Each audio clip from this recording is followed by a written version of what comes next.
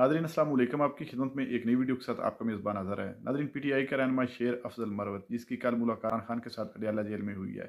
Nadreen आज उन्होंने मती उल्ला जान के प्रोग्राम में बड़े इंकशाफात कर दिए हैं। इमरान खान के साथ जेल में क्या किया जा रहा है और कितना उन पर प्रेशर और कितना तशद्दुद किया गया है। नादरीन वीडियो मुलाज़ा फरमाएं, फिर इस पर तफसील से बात करते हैं।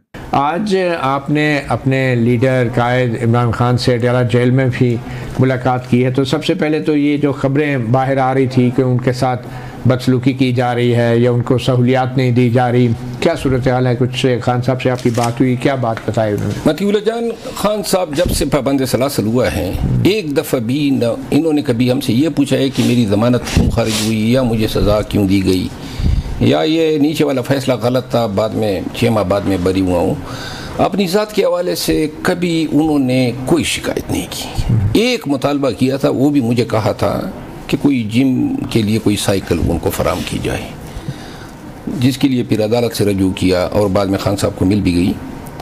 लेकिन कभी उन्होंने ये हमें नहीं कहा कि उनके साथ जुल्म हो रहा है या वो नाजायज़ कैद में हैं या अंदर जो हैं ये तकलीफ़ें वो नहीं चाहते हैं कि ये छोटी छोटी बातें वर्कर्स और पाकिस्तानियों को पहुँचें और वो फिर उनकी हौसला शिकनी हो या वो गम में मुब्तला हो। आज खान साहब के मुँह से पहली दफ़ा मैंने ये सुना और शिकायत की। उन्होंने कहा कि 10 अयाम तक मुझे एक ऐसे सेल में रखा गया जहाँ इन्होंने किसी कपड़े से शायद इस तरह डांप लिया था कि कोई रोशनी की रमक नहीं जा सकती थी। मतलब है कि सेल तो अमूमन इस तरह हैं कि इसमें रोशनी जाती है, बने ही इस तरह हैं, और ये 1985 की जेल बनी हुई है। लेकिन इनको बिजली और दूसरी जो सनलाइट है उसकी एक्सेस डिनाई की गई। नंबर 1, जो खुराक ये लेते हैं, क्योंकि जेल का कानून है कि अगर कोई अफोर्ड कर सकता है तो वो अपने पैसों पे अपनी खुराक खरीद के खा सकता है। खुराक नहीं दी गई। वो जो साइकिल है उस तक रसाई नहीं दी गई। जो सबसे अहम गिला वो कर रहे थे, वो कह रहे थे कि अंधेरा था, किताबी भी नहीं थी और ना फराहम की गई, और अगर फराहम भी की जाती तो मैं पढ़ नहीं सकता था। बहरहाल उन्होंने कहा कि ये मुझे यकीन है कि ये जो धरना था डी चौक में इसी का शख्साना था, और पहली दफ़ा जो है उनके मुंह से ये शिकायत सुन के मुझे दुख हुआ। और आपके तवज्जुह से आपके सामीन के सामने भी इसलिए शेयर कर रहा हूँ कि इधर मीडिया कह रहे डील हुई है बुशरा बीबी की रिहाई और खान की बहनों की रिहाई। ये डील इस तरह होती है, और डील जिससे करनी है उसके साथ ये सलूक रवा रखते हैं। और कौन से कानून में है कि आप किसी को चक्की में डालें, साबिक वज़ीर आज़म को? फिर अच्छा, वो चक्की में रहे?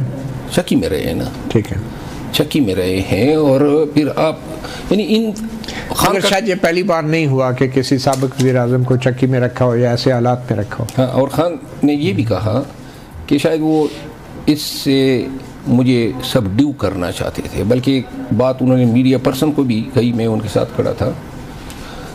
उन्होंने कहा कि जी ये तासुर दिया जा रहा है कि जी मिलिट्री कोर्ट्स जो हैं वो आइन का हिस्सा न बने, और शायद मेरा केस जो है वो मिलिट्री कोर्ट्स न भेजने के हवाले से JUI ने कोई बात भी की थी कि जी ये हमारी कोशिशें थी।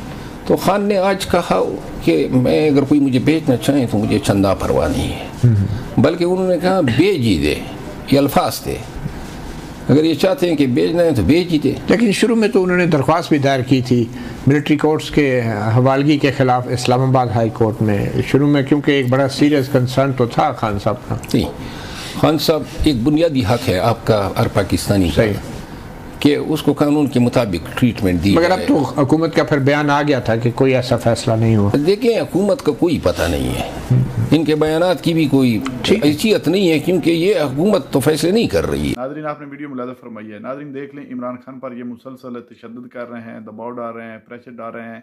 नादरीन ये बानी PTI को तोड़ना चाहते हैं, लेकिन वो शख्स मजबूत एसाब का मालिक है और इस कौम की खातर वो अपनी जान तक देने के लिए तैयार है।